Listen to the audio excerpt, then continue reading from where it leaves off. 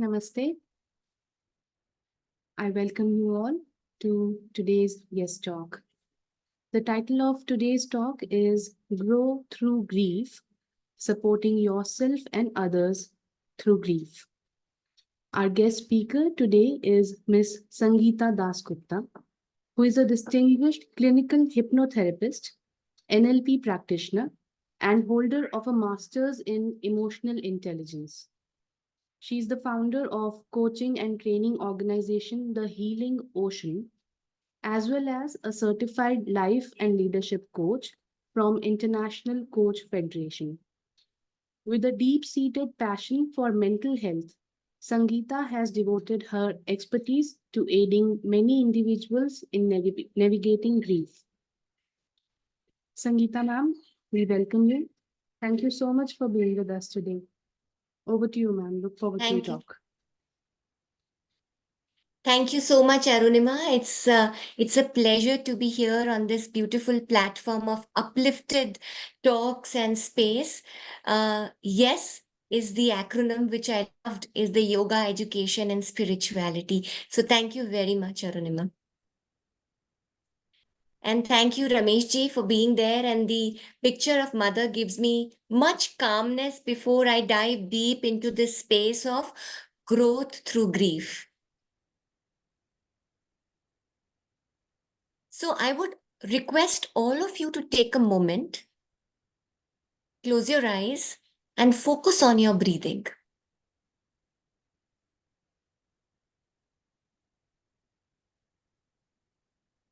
And as you are focusing on your breath, just be very aware of what is that grief that you are carrying in your heart. What is that loss that you want to support yourself or you want to support any of your loved ones or you want to support anyone on this planet Earth? And with this awareness, gently open your eyes.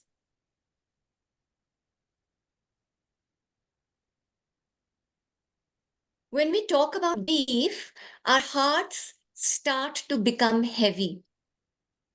But this space is to create lightness and growth out of what you create out of grief. For me, grief has been an acronym of growth rooted inwards towards empowering you to move forward. I paused because I wanted all of you to imbibe what I said. Grief is of different type, my dear friends. Grief can be losing your loved one. Grief can be losing your friend. Grief can be divorce. Grief can be miscarriage. Grief can be losing your job.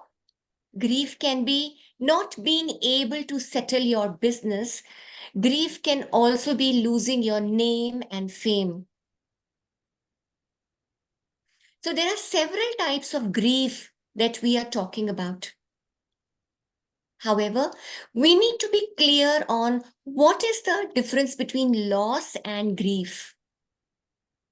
Because losses is something which is material in nature. Grief has a spiritual quality to it. Losses can be recovered back, but grief, you have to recover yourself back. In this space today, we will be primarily understanding grief of a loss of a loved one, but you can definitely take on these steps of growth for other areas of the grief you might want to support yourself or your loved ones. My favorite book is Autobiography of a Yogi from Paramahansa Yogananda ji. And today also happens to be the Mahasamadhi day of Swami Shri Yukteswar Giri. And I was just talking to Rameshji at the beginning of the session that this has just happened. It was never planned that way to put this talk on 9th of March, but up above in the divine plan, I know that nothing happens by chance and everything has a deeper reason to it. And so last year in 2022 January, and I saw the inception of Yes also happened in January 2022. I was sitting on the Samadhi Sthal of Yukteswar Giri, and I was connecting to him deeply to understand the grief I was going through. And when I picked the book today, there were several lines which I thought I will quote at the outset of our talk. And this brings to the innate nature of death and loss, which even masters feel it. And so, after the Mahasamadhi of Sri Yukteswar Giri, Paramahansa Yogananda was also feeling the same. One day, when he was sitting in the hotel room in Bombay, there was a light that appeared, and in that light appeared Yukteswarji. And he said, "My child, I am in truth resurrected, not on earth, but on an astral planet. As prophets are sent on earth to help men work out their physical karma, so I have been directed by God to serve on an astral planet as a savior. Up there, the mind is free. Down here, we are working on our karmic traces. And so, when we are working on our karmic traces, Bhagavad Gita says, chapter 2, Jatasya hi dhruvo mrityu dhruvam, which says, death is certain for one who has been born. So, the moment we were born, death was destined. So, what is the fear of death? So, when we are supporting ourselves through grief, it is the innate understanding of death that we need to go deeper into. But when you are in that space of grief and loss, you are not able to do that. Believe me. No amount of wisdom, no amount of counseling helps you in that space, which means you have to go through what you are going through till you grow through what you are going through. And in my quest, I started to read many books, Bhagavad Gita being the basis of it. But the book which gave me the deeper understanding was the Elizabeth Kubler-Ross Death and Dying. And she very beautifully gave 5 stages of grief. And I dived deeper into each stage to understand, also as a therapist and a counselor, on how to support myself and others who are going through grief. Elizabeth worked a lot with the person who were going through the final stages of life in hospice. And I have worked along with my husband with the mothers, widowed mothers in the ashrams of Vrindavan. And I served in the Paramahansa Yogananda Public Charitable Trust for about 2.5 years and more. And still, I keep visiting them because that is where my heart lies. And from that understanding, clubbed together with the understanding of what Ross gave, was that whenever you face grief, or when that big wave of grief comes in at the time of your loss of your loved one, You are in complete denial. You don't want to even face the truth because that is not the truth at that moment. It's like a tsunami which has hit you.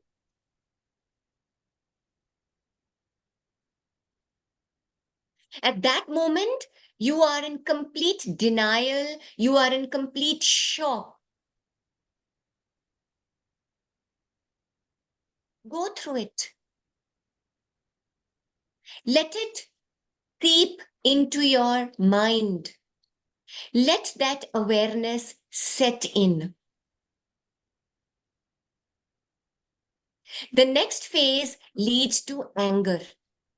And that anger can be towards the doctor, hospital, towards your family, towards your own self, and also towards God.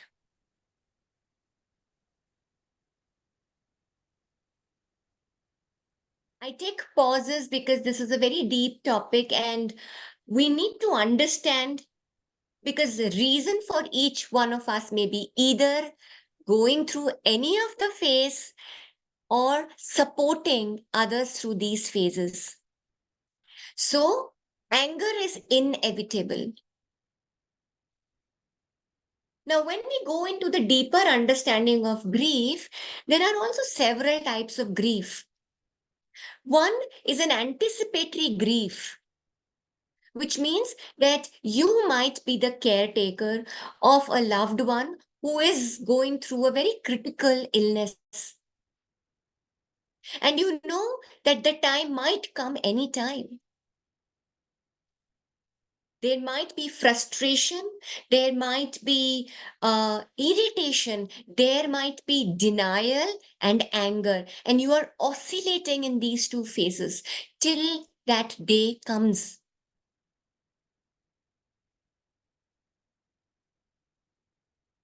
There might be complicated grief because at that moment, when you are facing that loss and grief, it's not only the person you are losing, you are also now facing the practical truths of life. There might be issues with respect to finances. There might be issues with respect to your family, your near and dear ones. You may face the ugliest truths of life at that time. So anger might be inevitable.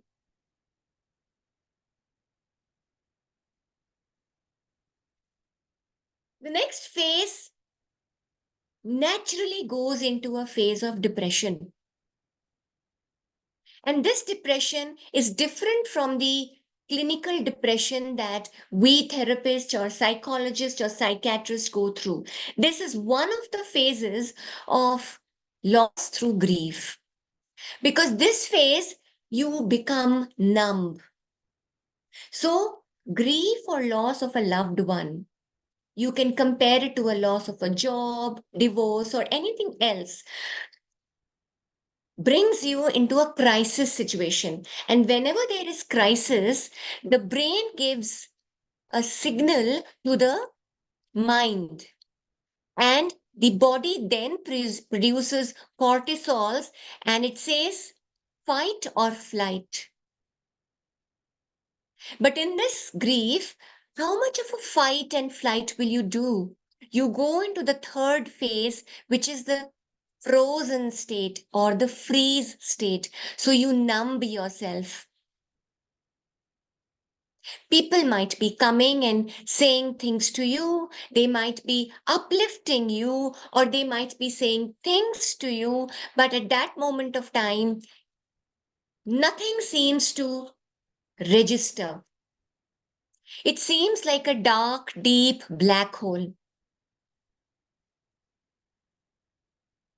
But you know, my dear friends, when you hit the lowest, when you go into the dark, deep black hole, that is the time the Big Bang happens and the earth comes into picture. That is the time you start to come back to your senses to understand what is it that I need to now live for. Because if I'm breathing, I am living. Because if I'm living, I might as well create some meaning of this life.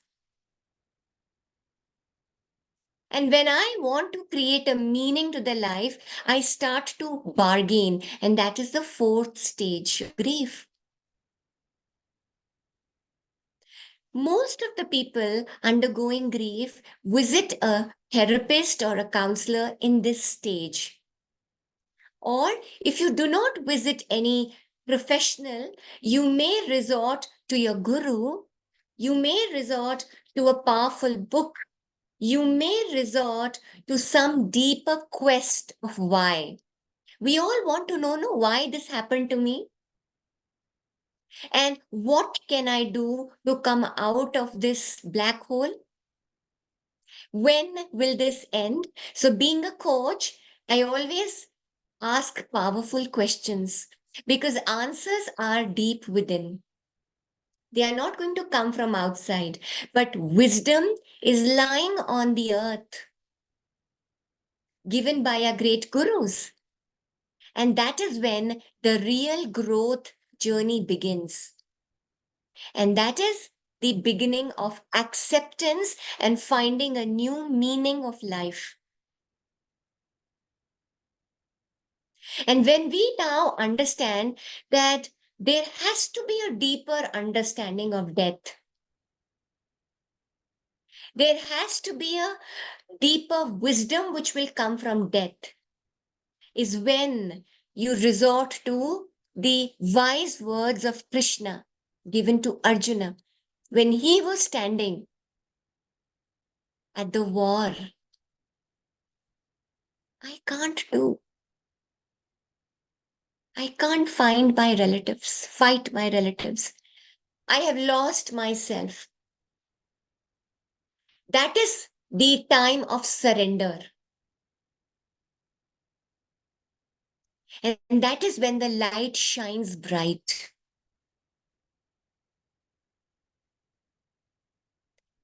Now, when we are supporting ourselves, we some steps, or if we are supporting our friends, our family, we also need to create space for them to talk. The sad part of grief is that our society is not grief conscious. And we have seen this during the pandemic times and after the pandemic times also. And now it seems that people have just forgotten. And that's the reason I chose to talk this topic because every time when someone passes on, there is a deeper understanding on the reason that even if I am not standing for celebrating life, I am celebrating life with the beautiful memories which people cherish when their loved ones pass on to the other side. So, how can we create that space to talk to your loved one? People become very awkward. They don't know what words to use. So, they choose not to talk. But the fact is that the person who is going through grief needs people around. Now, this is very paradoxical that at times people ask me, but I connected with the person who is going through grief. I did not get a reply back. I am messaging, I am calling, but I am not hearing back. I visited, but I did not have words to console. But you know, my dear friend, personal experience is what I'm sharing with you. There were several friends who will keep on messaging you, not only for a week, 10 days, 1 month, 2 months, but they will continue to message you till you are compelled to talk. Because one day, if they don't message you, you feel that emptiness back again, which means a person who is going through that grief space needs people and they look up to people who are supporting them. So please message, call. And with respect to words, you don't need to have any complicated, flowery language to talk to a person who's going through grief. You can just hold space and silence. You can just give a beautiful book as a gift. I still remember one of my college friends got 3 books for me: Bhagavad Gita, Srimad Bhagavatam, and another book of his own guru. And I told him, no, I'm not going to read it. And then he said, the first day of uh, Amavasya, start reading the first chapter. And then one day I asked him, okay, how should I read it? Give me the correct method.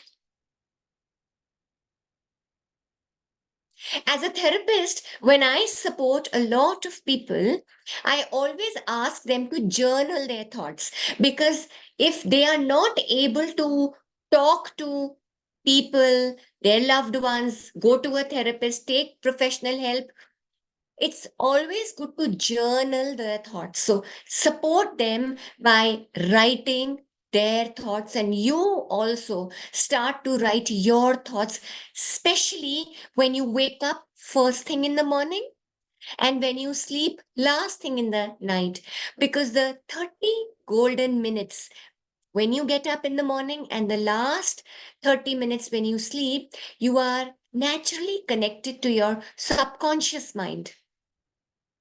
And when you write down, you are emptying yourself. Remember, my dear friends, grief strikes not only emotionally and mentally, it strikes you physically big time. Grief is very much physical.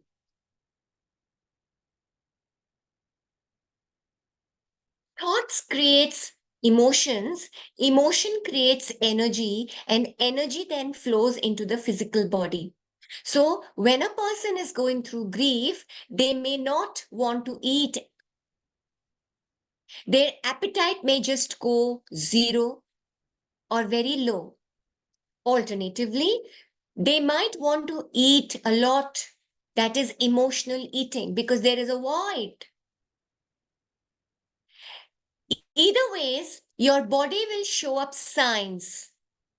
So if you're not eating, anxiety is setting up, helplessness is setting up, and then on the body, you will see that your blood pressure will rise, headaches will come, your weight will go down.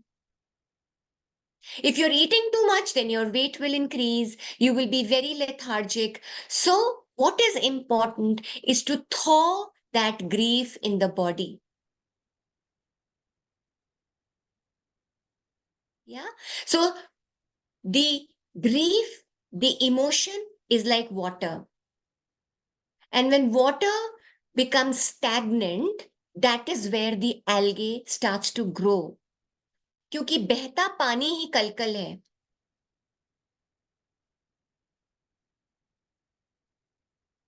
So what is important to support people who are going through grief? Maintain a routine. Get up at the time when you're getting up. Sleep at the time when you're sleeping. Eat, however less, but eat. Exercise is very, very important. So I practice 2 forms of exercise: energization exercises, which Yogananda ji has shared, and Tai Chi and Qigong exercises, which helps to flow the energy. And that is also what I share with others. When you move your body, you are moving your emotions. So do not allow the emotions to solidify, because the more the emotions solidify, depression sets in. And these 5 stages are not linear, my dear friends. It's not like one happens after the other. So, depression can also set in after bargaining back again. Even when you've reached acceptance, there might be days of birthdays, anniversaries, celebrations when you miss your loved one deeply. There is no time frame for grief. You can only grow through grief.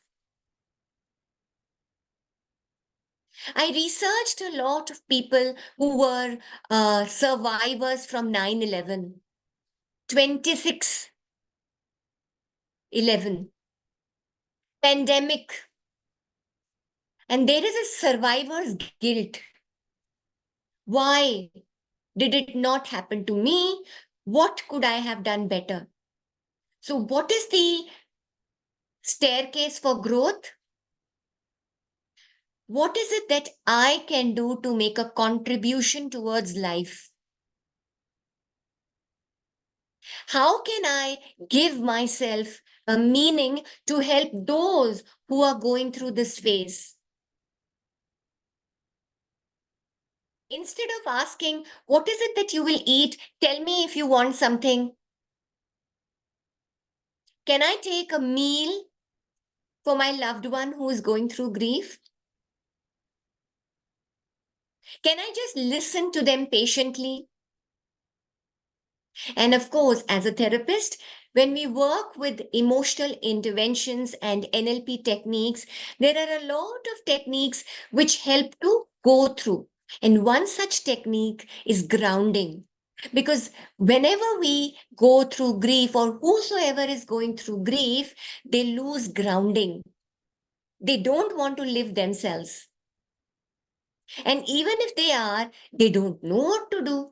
Or if they are working, they will work mindlessly because they just want to kill time. So, grounding is very, very important. Grounding can be simply rooting yourself to Mother Earth, going outside, walking in nature, drinking lots of water, connecting with any river body, doing exercise, or sitting down in your space and imagining as if roots are growing from the soles of your feet, going deep down into the Mother Earth and pulling the electromagnetic energy from the Mother Earth, filling it into each and every cell of your body. Because it's the Mother Earth which is nourishing us. And it's the Father Sky which is holding us on this planet. So, as long as we are on this planet, why not ground ourselves fully? And as Yukteswar Giri said, it's a karma which we are here to learn lessons from. But karma is not for punishment, karma is for learning. So, what is it that this grief is allowing me to learn? How can I hold that candle? And the flame brightens and brightens to not only brighten my life, but also lives whom I touch who are going through grief.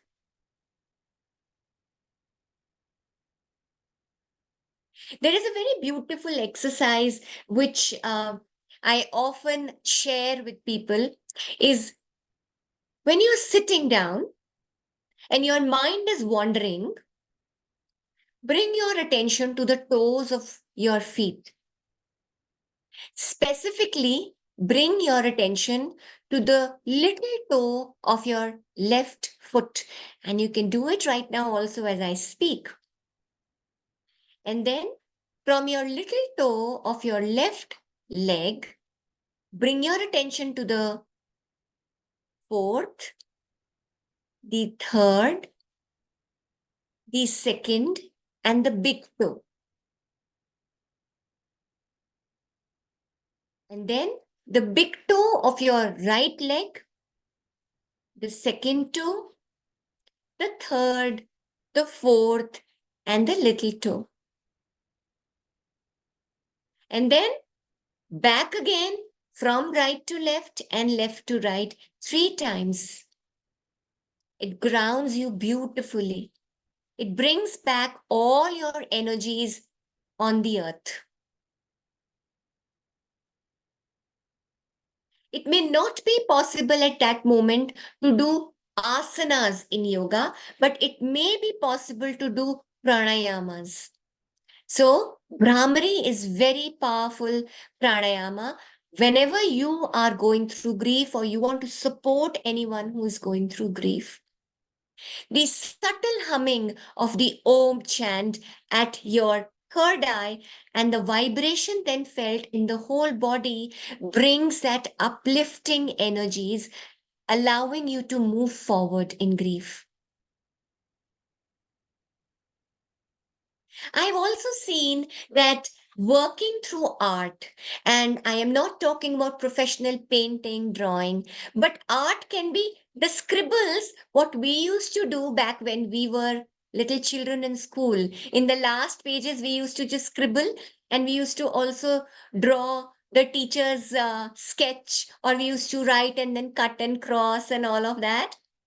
When we scribble along the pages to create mandalas, to create stars, to create moons and the suns, it allows us to release all the emotions which we may be going through grief. So, art can be a very beautiful form. Others who like to dance, sing, howsoever you may not want to do that, do it. I've often heard people saying, how can you be happy, joyful after a loss? Why not? Grief and joy can go hand in hand. If you're smiling, enjoying life, that does not mean that you've forgotten what you have gone through. You carry the grief in your heart, but that grief, instead of heaviness, has now propelled you as a fuel to move forward. So, how can you propel yourself moving forward? So, I used to write a lot as poems or whatever my heart used to, both in Hindi and English. And today I'm going to give you one poem which says, you can do it. And this poem says, when you drown in the sea of darkness, life storms uproot you and create sadness. Fall not and stand firm. Fall not and stand firm. Call on your inner strength and confirm that you shall face all the fears and embrace courage from everywhere. Cause your loved ones are looking at you, waiting patiently for you to renew. Hold God's hand and revive your faith. You can do it with His grace. And I'm sure that with His grace, we all can not only support ourselves, but can support our family, our friends, and anyone who is growing through grief. Because remember, grief, as I said, growth rooted inwards towards empowering you to move forward. And as far as you want to move forward, you will definitely find a meaning in life. So, what is your meaning? Find that meaning. Even if you don't know it right now, keep on asking and you will get through. Surrender and have faith. Thank you very much. Thank you, Sangeeta ma'am, for such a honest and heartfelt session today. Thank you so much. Deeply grateful to you. It would be helpful to everyone, I'm very sure. Thank you. Um, Participants, if anyone wants to share something or ask anything from Sangeeta ma'am, please go ahead. You can use the chat box or Please raise the hand and I'll call out your name. Yeah, super. Hello, Sangeeta. Hello, Suparna. Good evening. How are you? I'm awesome, and I love this lecture which you gave. All those thoughts were very helpful. So I attended this. I saw your status, and then I attended this. So I wanted to ask that sometimes there is a time when we have not lost anyone. Everything is there in our life.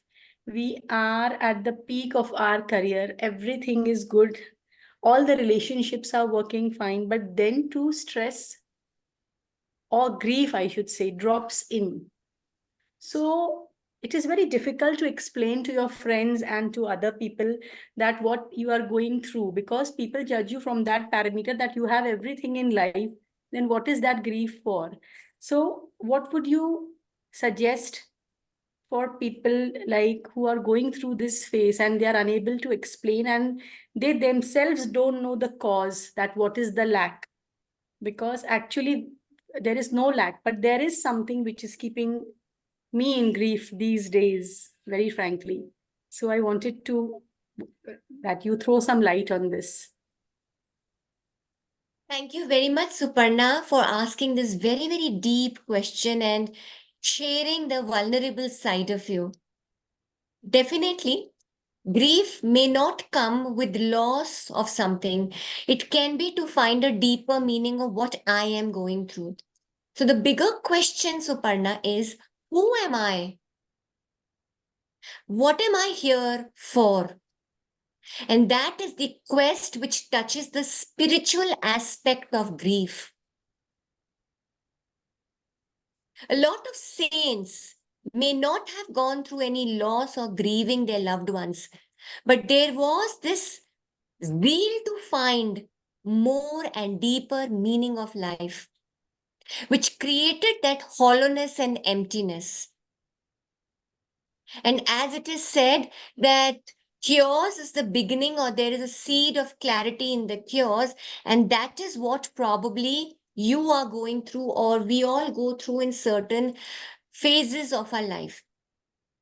The question is going back and taking an entire stock of my life. Now, as given by Dr. Erik Erikson's stages of development, I'll just talk a little bit about that. So, why we are growing 0 to 6 years, it's the deeper connection with the mother. And when there is a deeper connection with the mother, the trust forms. So, is it that the trust which had to form with the mother or my surroundings who were taking care of me has not been completed fully? Moving forward, in the next phase, when the willpower is formed, that stage, was it that I was taking a painting to my teacher and the teacher said, "No, but this black color is not suiting. You could have done better." And at that time, I peed in my pants because of the fear. And so that feeling of fear went into my body. Growing further, when I was a young teenager, I looked at my father and I wanted to be like him, but I was not given that weightage of the emotions. So, was there a passive aggression being formed? So, till the time we reach the age what we are currently right now, without knowing the cause of it, because everything is fine right now. I have a house. Financially, I'm stable. Family, everything is fine. But there is that deeper void within. Because I am looking for acknowledgement outside. I want my mother, my father, my friend, someone else to acknowledge me, and I am not acknowledging myself enough. So, connect for a therapy session to a professional. However, The first step is acknowledging yourself, who you are. Am I assertive to my needs? Am I able to keep my needs first in place? It's like you are traveling in the aircraft. You are asked to first put your mask and then on the other. So reflect, Suparna. What is it that you are going in this phase of life where you are looking for outer acknowledgement and not inner? And that space, what path of spirituality? Because spirit for me is within. It can be a connection to God, gurus, and all that you find within. And you will definitely find an answer to that hollowness to replace with something much more powerful, which will give a meaning to you. I'm sorry for a longer answer, but this was a very deep question. Thank you very much. And I'll look for deeper answers. Yes, I'm searching for acknowledgement outside. Yes, I found that route. So I'll do something about it. Thank you so much. Thank you, Suparna. Thank you, ma'am. Participants, anyone else wants to share something or ask something, please go ahead. Yeah, Tremors. Hello everyone, thank you Sangeeta ji. I would like to ask, because I never know what to say when someone is facing grief. I feel very sad, but I don't know what to say in the phone or by text messaging. And actually, I have now an aunt. She's facing grief, and I would like, maybe if I can support, I would like, maybe it's the time now. So if you have some light on this. You talked a bit about it. You said like text every day. Maybe I can help her to ground, sending her pranayama exercises, but she's not into yoga so much. And also, I wanted to ask how to deal if I don't myself have so much energy. How to deal to also maybe everyday text or to have consistency. Thank you, Clemens, for asking this very beautiful question. I will first answer the question which you asked later. That how do I deal with my energy first? Because what happens is that when you hear a news of your loved one, your friend, whosoever you want to support, who is going through grief, you yourself are going through your grief. Every person's grief is different. So some person might have lost their parent, child, spouse. Every person's grief is different. So you may also be in a space where you need to ground your own self. So at that moment of time, just connect to your breathing. Because whenever you connect to your breathing, you will see that the more shallow your breath is, the more faster it is. You yourself are going through a very anxious space. So you need to focus on your breathing. Take a glass of water at that moment of time. And at that time, pick the phone or message. That message can be very simple acknowledgement. That deepest condolences on your loss. It can be as simple as that. Prayers for you and the departed soul can be very simple message. It is always good to be personally with your person. If at all now you can. Now the pandemic times are over. At that time, I asked people to write and message more, but in these times, you can be present. However, if your loved one or your friend is living in another country or another city, again, a simple message is enough. Right? So you need to hold space for that person. You can also probably send pictures. My teacher used to send me picture of my guru and a small write-up. So any pictures of the guru, God, or the pictures of their loved ones. Now, what happens usually is that we fear that what if we send a picture of the lost loved one, or we talk about them, then are we actually touching their grief more? No. They like to hear stories about their loved one more and more. So it's okay to talk. And when they are crying, releasing, or even if they are not crying, just be very patient. A gentle touch, a glass of water is good enough. And I still remember one of my friends did not know what to say. So she will take pictures. So she lives in New Jersey and she will take pictures of the snow and send. Then she will another day take pictures of a deer visiting the backyard and will send. She will send pictures of her children. So it's just an acknowledgement that, hey, I'm present. Affirmations are very powerful. So you can write positive affirmations and share those affirmations. I had a very beautiful book where quotes of Mother and Sri Aurobindo was there. I picked up from the ashram. So for each day, there was a quote. So write quotes of great ones, right?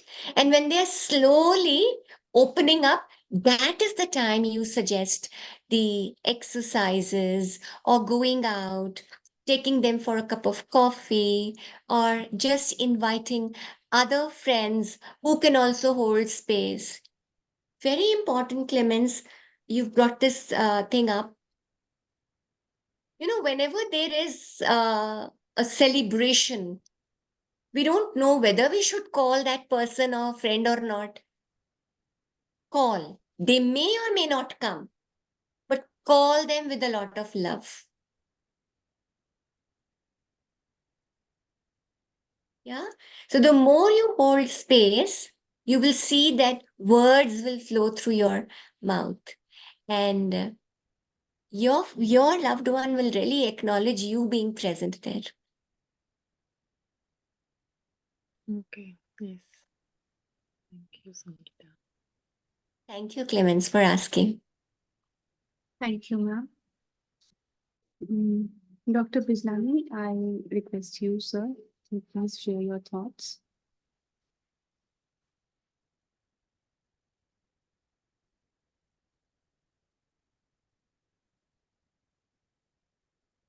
Thank you, Sangeeta, for that large sort of variety of things that a person could do while going through grief, because we are all different, and one thing or the other may suit a person better. So you're given a very wide choice to the person.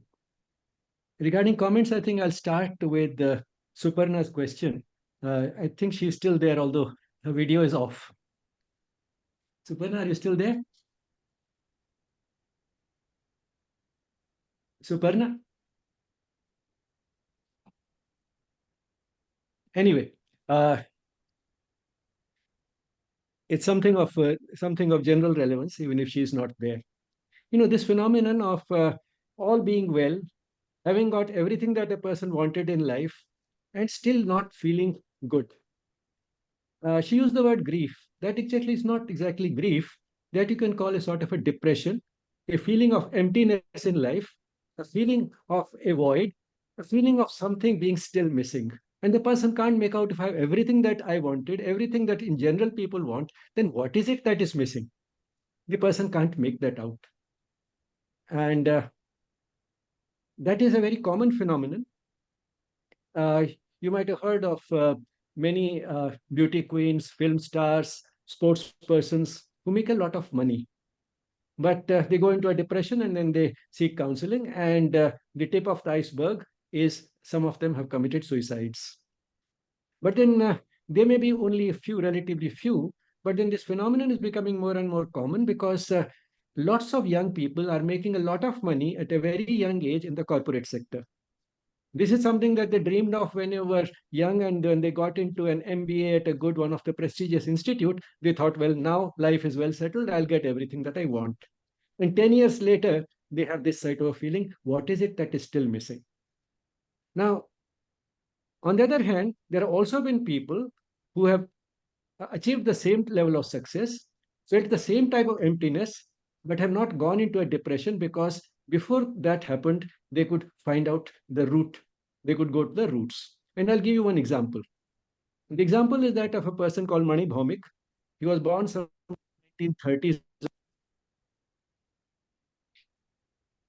I had to switch on the battery.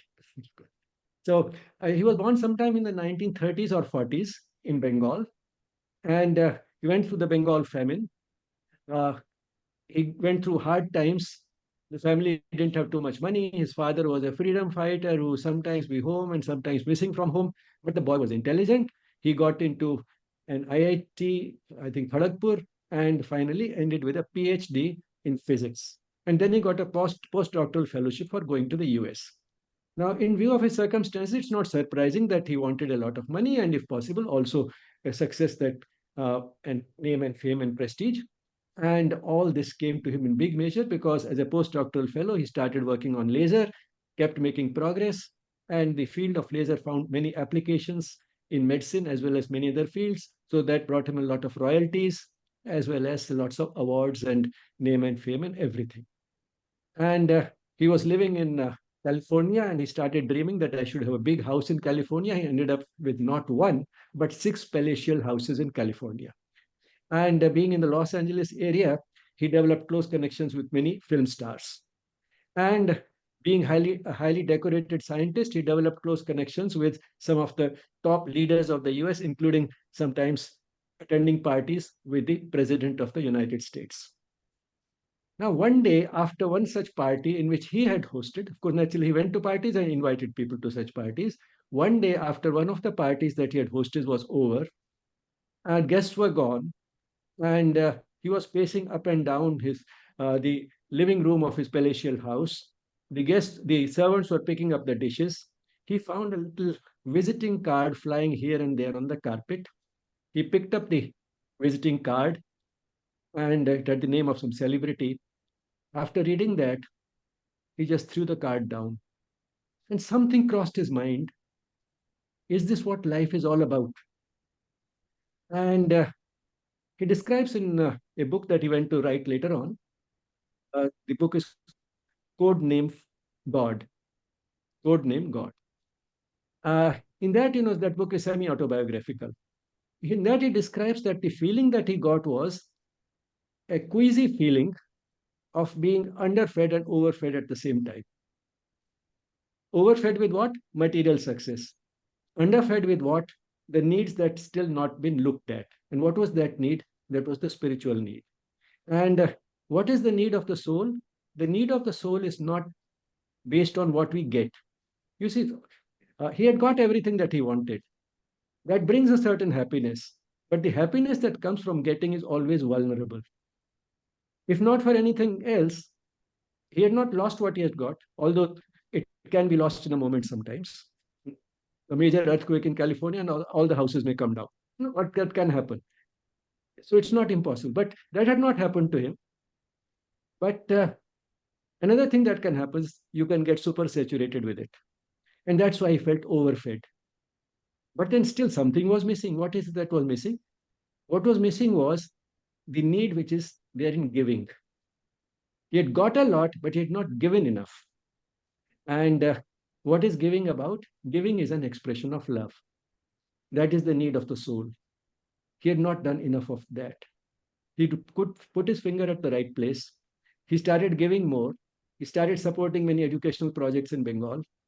And that is how he could recover. So those who are able to put the finger at the right place and discover that it is not getting that will give us that lasting happiness, it is giving that will give that. And getting includes a lot of things which we still haven't got. The way Suparna said that, yes, I'm looking for approval from others. Yes, we should not look for approval from others. We should go within, seek satisfaction within from the work itself. But at the same time, doesn't mean that we don't look at others. We look at others not from the point of view of whether they are giving us reward and recognition and approval and so on. We look at others from the point of view of what is it that I can give them. Look at others by all means, but look at it in terms of what you can give. And that's not easy because you can give only what you have to only those who need it. That complementary situation is required. And all of us have something to give. Some have money, some have knowledge, some have time. But then what we can give is not what the other person needs. And therefore, you have to also find those who need what we can give. And that complementary situation is not difficult to find if we do not want to restrict this giving to those who are related to us by blood or marriage. Because that again is a superficial relationship. At the deeper level, we are all one. And if you look at it that way, then there's no dearth of those who need what you can give. And that is what fulfills this need. And when it comes to expecting reward and recognition, if not that, at least success in the work, which is sometimes, as Suparna said, yes, I do seek approval. That, for that, one of the simplest answers, again, we find in what Sangeeta referred to as the Gita. Because the Gita talks about what our attitude to work should be. The work remaining the same, by all means, do all your work, but yogashtha kuru karmani. That is, be stationed in yoga and do your work. Now, what does that mean? That involves basically 4 types of renunciation. First is the renunciation of doership. That is the feeling that I am the doer. I am not the doer. I am only an instrument of the divine to do the work. The divine has given me the abilities and the circumstances to do the work, and that is why I am able to do it. Second is giving up the attachment or attachment, or you can say giving up the feeling that I am an instrument because I have been chosen as the instrument. Now that itself again boosts our ego. I am so special that I have been selected as the instrument. So I am a highly privileged, I am a highly sort of a special person with some very special abilities, and that's why I have been chosen. Now that should not be the feeling. The feeling should be that I am a privileged person. It's my privilege that I have been chosen as the instrument, because so far as the divine is concerned, the divine has no shortage of instruments, and the divine is not in a hurry to get anything done. The fact that I have been chosen as the instrument is my privilege. That is the second thing that we have to renounce, the pride of doership, pride of having selected as the instrument. And the third thing that we have to give up is the renunciation of the fruit. That doesn't mean that we don't expect a certain type of fruit. Any intelligent person will think that if I do A, then it will lead to consequences B, which is the fruit. So the fruit can be expected, but the fruit which actually, or the outcome which actually is the result of the work, may be quite different from what we expected. No matter how sincerely we did our work, no matter how much of heart and soul we put into the work, still the outcome may be different. Say Gandhiji wanted freedom of the country. He gave everything that he had for the sake of the freedom, but he did not get the type of freedom we wanted. He didn't want the country to be divided. We got a fractured freedom. So even he could not get, even for him, the outcome was not exactly what he wanted. So the outcome is something which is not in our own hands. So renunciation of the outcome, be happy with whatever the outcome is, because the outcome is not in our own hands. And the fourth renunciation is the renunciation of the work itself, which means do the work, accept that privilege, and therefore put all your heart and soul into the work. But if the work is taken away from you, again, do not be attached to the work, because sometimes that fear is also there. Because just think of a very busy executive who is doing a lot of work, complaining of being overworked all the time. Tell him now, okay, you'll continue to get your salary, but you need not do anything in the office. That will also make the person sad. Now he's missing the work. So we are all attached to work. And again, Gandhiji realized that when he was first put into quarantine for 2 weeks. He said, I thought I had understood the Gita, but then when I found that I was too attached to my work, I understood that I had not understood it fully. So you see, once you have these 4 types of renunciation, then you will not expect any approval from outside, and still you will be concerned with outside in terms of what you can give to them. So this is sort of basically the answer, because this is a very common phenomenon. It's a general question, and that's why I dilated upon it. And you said you wanted deeper answers. I hope this again qualifies as a deep answer to the question that you asked. Uh, Now, again, one more comment, which is even more general than this, and uh, and that comes from Patanjali's Yoga Sutras, where he says, "Avidya, asmita, raga, dvesh, abhinivesha, klesha." All types of stress, grief included, comes basically from avidya. Out of all these, the first thing is mentioned is avidya, and I'll not dilate upon it. The others, asmita, raga, dvesh, abhinivesh, they follow from avidya. So the primary cause is avidya. What type of avidya? Not the type of ignorance which a person will have if he does not go to school or college, because that vidya we don't get in schools and colleges. Avidya, that is ignorance of the deeper truths of existence. Who I am, what is the purpose of life? Who I am does not just include the body and the mind having these two aspects, feeling and thinking, but also the soul. And the soul is not an inert entity. The soul is there also as a guide. The soul is there for self exceeding. And the soul is there as a source of higher and deeper knowledge. And the soul is there to assure us of continuity, because this was about grief. Just as the Gita says, for anyone who is born, death is certain. The next few words say, anyone who dies, for him, birth is certain, which means that the person actually does not die. He lives in some other world. As you know, Yukteswar Giriji told Swami Yogananda Paramahansa that I am there in the astral world. So he's there in some other world. And as and when he decides, he can come back to this world and get embodied again, acquire another body mind complex, and continue the spiritual journey.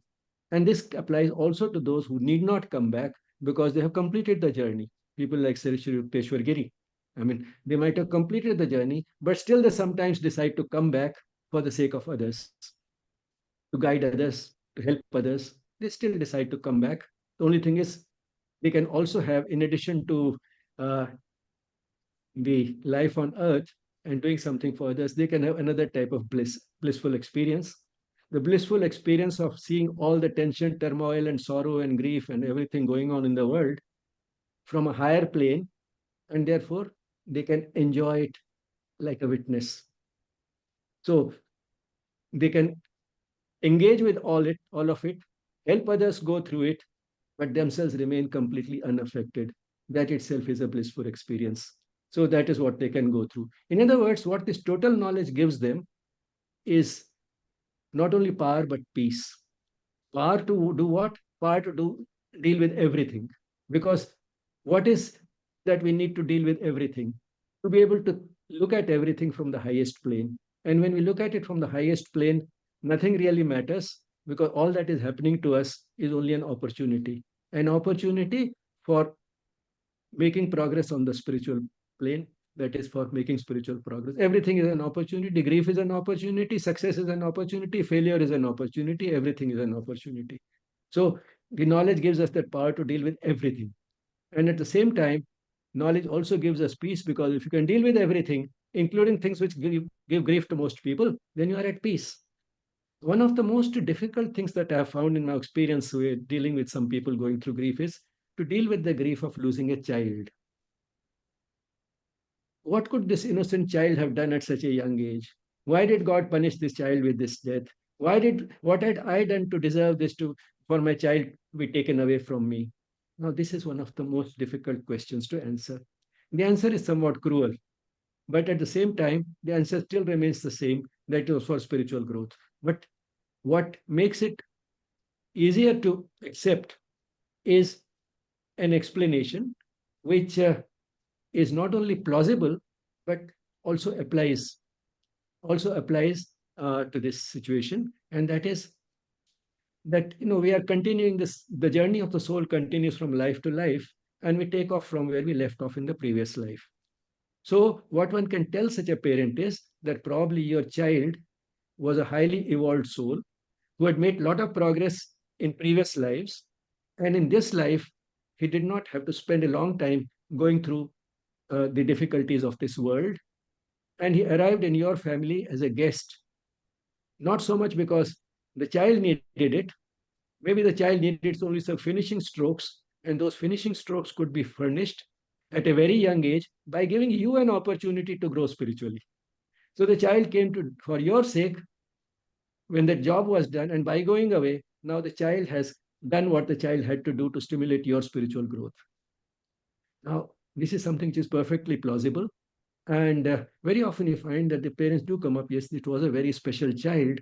What the type of things that the child talked about, the child type of things that the child did indicated that the child was an extremely pious child, very much concerned about the others, about the needs of others, about the comfort of others, and it was a really special child.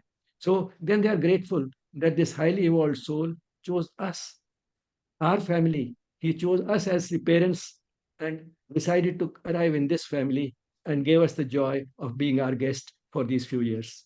Now, that is something which then they feel good about.